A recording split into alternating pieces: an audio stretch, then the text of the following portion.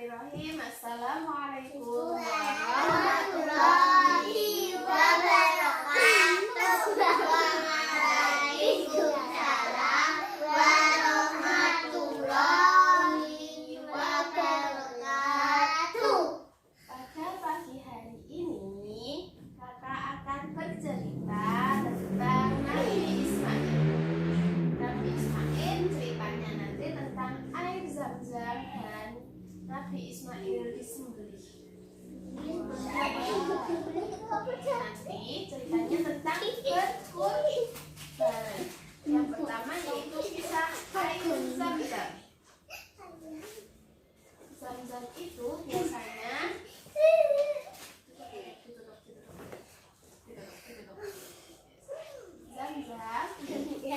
air Zam-Zam adalah air yang ada di Mekah. Biasanya dibawa pulang oleh orang-orang yang berhaji. Nah, bagaimana ceritanya? Kok bisa ada air Zam-Zam itu? Jadi ceritanya begini. Di sebuah sumur Zam-Zam yang ada di Mekah, pada saat itu sumur itu masih belum ada. Sumurnya masih belum ada, dan di daerah itu masih sangat panas. Yang ada hanyalah pasir, belum ada tumbuhan, belum ada bangunan. Jadi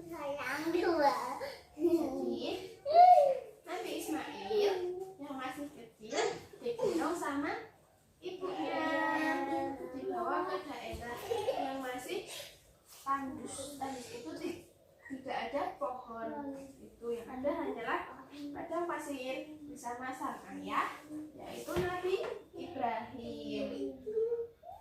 Setelah sampai di tempat itu, di Syam, di tempat yang sangat tandus, Nabi Ibrahim diperintahkan Allah untuk meninggalkan Ibunda Hajar dengan Ismail.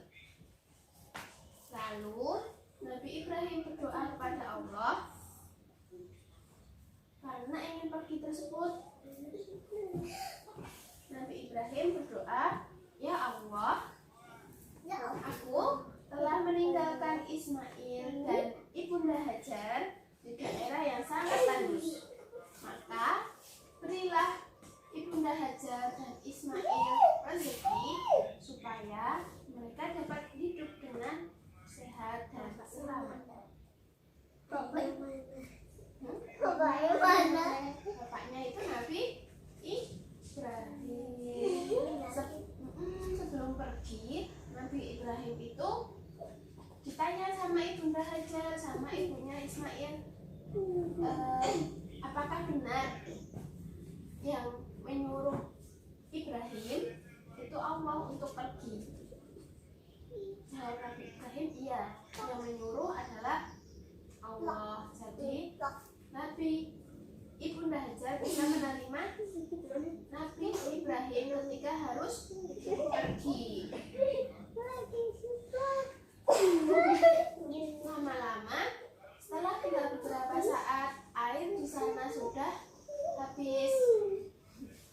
Air di sana sudah habis. Maka Ibunda Hajar pergi untuk mencari air untuk Nabi Ismail, karena Nabi Ismail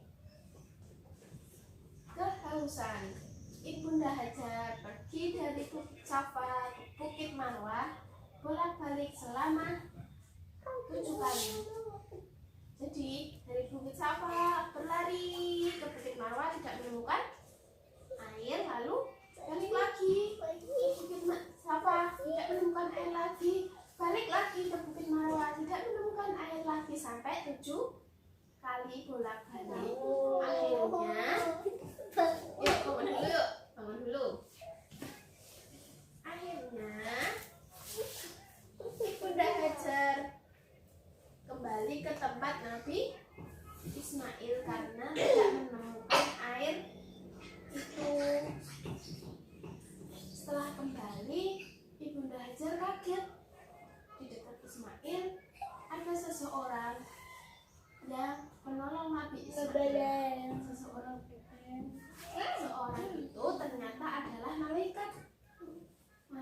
yuk? Ada yang tahu? Enggak baik atau Baik, malaikatnya baik. Malaikatnya itu sering membawa perintah dari Allah, yaitu malaikat Jibril. Di dekat Nabi Ismail ada malaikat Jibril. Maka malaikat Jibril itu tiba-tiba menghentakkan kakinya dipukulkan ke tanah. Dari tanah yang dipukulkan kaki malaikat Jibril itu kemudian mengeluarkan air yang sangat banyak. Airnya itu ada yang tahu air apa? Air Zam-Zam. Maka keluarlah air Zam-Zam dengan sangat banyak dan sangat deras. Kemudian Ibunda Siti Hajar menyimpan air Zam-Zam itu ke kantong-kantong air. Kemudian setelah ada air Zam-Zam yang sangat deras mengalirnya, Ibunda Hajar memberikan Zam-Zam tersebut ke Nabi Ismail. Dan malaikat berkata kepada Ibunda Hajar, tenanglah bahwa air ini tidak akan habis selamanya. Airnya tidak akan kering dan akan terus mengalir selama-lamanya sampai saat ini. Kemudian dan di tempat air Zam-Zam itu akan dibangun sebuah bangunan yang sangat mewah, yang sangat bagus, yang nantinya akan didatangi banyak orang, yaitu bangunan Makkah atau bangunannya biasa disebut Ka'bah yang menjadi kiblat umat manusia untuk sholat. Ka'bah itu digunakan untuk kiblat. Kalau kita sholat, nanti kita menghadapkannya ke kiblat. Kiblatnya itu menghadap ke arah Ka'bah. Sama Ka'bah itu nanti digunakan untuk haji. Kemudian datanglah seseorang dari daerah yang lain untuk mencari air, karena di daerah lain tersebut juga kehabisan air. Maka orang lain tersebut meminta izin kepada Ibunda Hajar untuk mencari air tersebut. Ibunda Hajar mengizinkan orang lain untuk mengambil air tersebut, tapi tidak di dekat yang Nabi Ismail. Kisah yang kedua yaitu kisah tentang penyembelihan Nabi Ismail. Wah, disembelih itu apa? kok dipotong? Gimana ceritanya?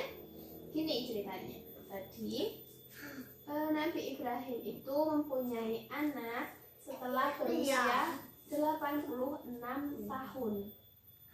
Jadi setelah 86 tahun baru Nabi Ibrahim baru dikaruniai anak. Dan setelah menunggu lama itu Nabi Ibrahim berdoa kepada Allah, ya Allah, anugerahkanlah kepadaku putra yang soleh. Allah selalu mengabulkan berdoa dari Nabi Ibrahim dengan memberi seorang putra yang bernama Nabi Ismail. Kemudian setelah Nabi Ismail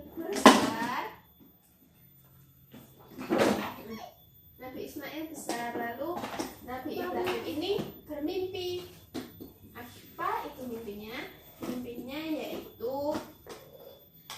Nabi Ibrahim diperintahkan Allah untuk menyembelih anaknya atau memotong Nabi Ismail.